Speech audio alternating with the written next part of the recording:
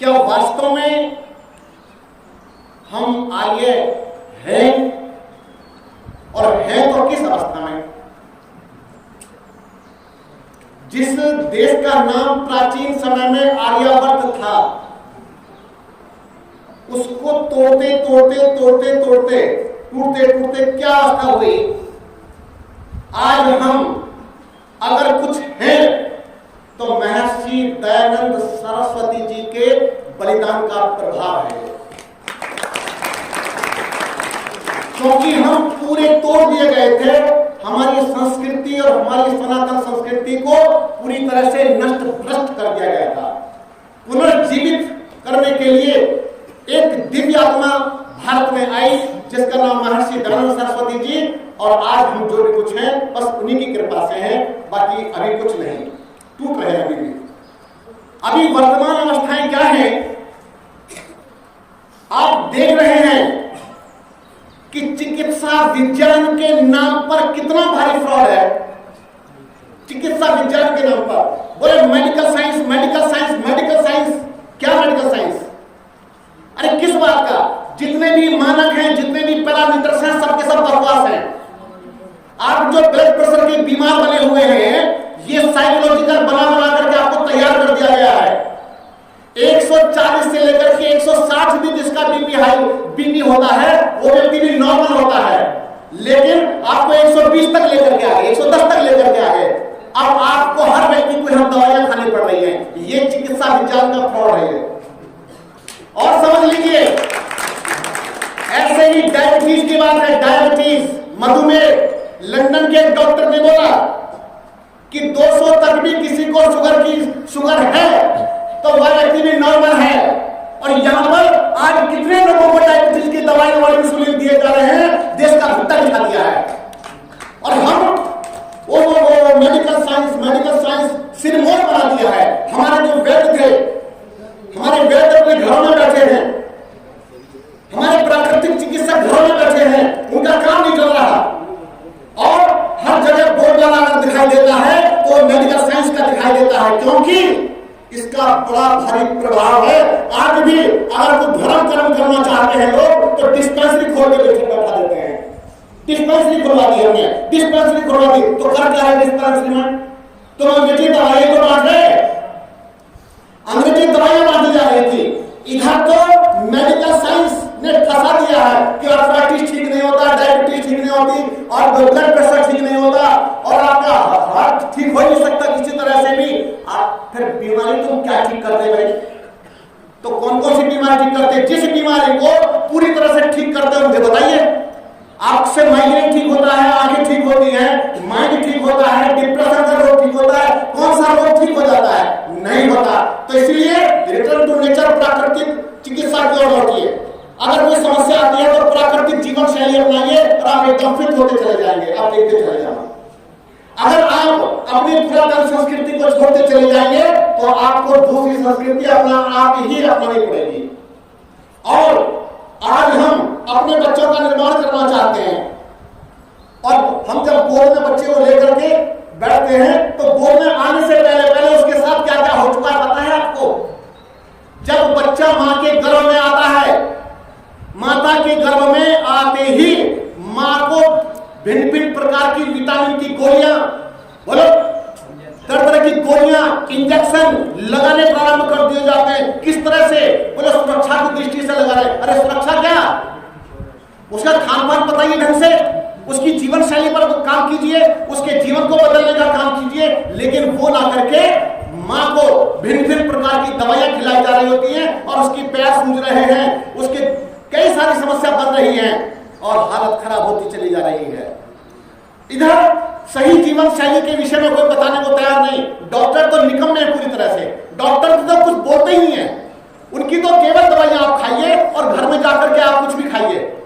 तो इस तरह से बहुत बुरा हाल हो रहा है। और आगे बताता हूं, इधर पौराणिकों ने मंचों पर बैठ के कथावाचकों ने वो हाल किया हुआ है कि बस सोचते कि यही भगवान उतर के आ गए हमारे लिए। ये भगवान है, वो भगवान बनकर के बैठे हैं। मेरे सामने कई बातें, कई सारी घटना घटती रहती हैं, अपनी आंखों से देखता रहता हूं। पर एक बात बताता हूं, मेरी आवाज कहीं भी बंद नहीं रहती है, कहीं भी ऐसा नहीं कि मैं कहीं पर किसी को देख करके ठंडा होकर के बैठा होता हूं, बिल्कुल गलत। महर्षि दयानंद जी को अपना आदर्श मानता हूं, महर्षि दयानंद जी महाराज का अगर शिष्य हूं तो निश्चित रूप से वही कहूंगा जो समाज के हित में होगा, जो समाज कल्याण के लिए होगा। उसके बाद में कुछ भी होता उसकी हमें कोई चिंता बिल्कुल भी नहीं है। अब तो संन्यास ले लिया, वैसे भी अब तो क्या चिंता होनी है, रत्ती भर चिंता नहीं है। तो इसी प्रकार से आप सभी को कमर कसनी होगी। और इधर दूसरा प्रोपेगेंडा चल रहा है कन्वर्जन का। रात और दिन हमारी बेटियों को उनके धर्म बदले जा रहे हैं, और जिनको आपने मैं तो मॉडर्न अरे मॉडर्न के चक्कर में क्या क्या खो दिया है। एक आर्य परिवार की लड़की, एक नाम लेना ठीक नहीं समझता हूं, सभा के बीच में ऐसे नाम नहीं लेना चाहिए। उस आर्य परिवार की लड़की ने एक मुस्लिम से विवाह कर लिया। अब उसके पिता ने क्या कर दिया, उसकी लड़की का त्याग कर दिया। बोले वो रास्ता क्या है, मैंने कि उसका नाम क्या है, बोले उसका नाम है बाबर। बाबर नाम ले दूंगा तो सब समझ जाएंगे, लेकिन मैं यहां पर नाम नहीं लूंगा। बाबर नाम के व्यक्ति ने उसको फंसा दिया, और फंसा करके अब उसको मुस्लिम बना लिया। तो इसी प्रकार से मैं आपको बताता हूं कि जो लड़कियों की जो फ्रेंड बन रही ना, फ्रेंड, ये मां को फ्रेंड नहीं बनाती हैं, बाप को फ्रेंड नहीं बनाती हैं, भाई को फ्रेंड नहीं बनाती हैं। ये ऐसे ऐसे नालायकों को फ्रेंड बना लेती हैं, और ऐसी ऐसी लड़कियां इनकी फ्रेंड बन जाती हैं, वही इनके धर्म परिवर्तन में सहयोगी बनती हैं। इसी तरह से ईसाई रात और दिन इधर कन्वर्जन करते चले जा रहे हैं। पूरी की पूरी कॉलोनी बदल डाली उन्होंने, और हम ठंडे बैठे, हम शांत बैठे। हमारे शर्मा जी, प्रेम प्रकाश शर्मा जी मुझे बता रहे थे कि यहीं पर देहरादून में कोई जगह पर हलचल होनी प्रारंभ हो गई है। आपको बता देता हूं, अगर आप लोग नहीं चेतोगे और यूं ही ठंडे बैठे रहोगे, हमारे नौजवान बच्चे तैयार नहीं होंगे, तो निश्चित रूप से देश वापस गुलामी की ओर जा रहा है। आपको लगता है कि हमें चेतना आ गई है, हमें चेतना आ गई है, ये चेतना आपकी अभी अधूरी है जब तक आपके वंश नहीं बढ़ेंगे। ये तब तक पूरी तरह से अधूरी है जब तक आपके परिवार में आपके बच्चे वापस नहीं लौटेंगे, आपके वंश वृद्धि नहीं होगी। जब तक 3-3, 4-4 बच्चे आपके कम से कम ना हो, तब तक आप बचने वाले नहीं हैं। हालत खराब होती चली जा रही है, बहुत बुरा हाल है।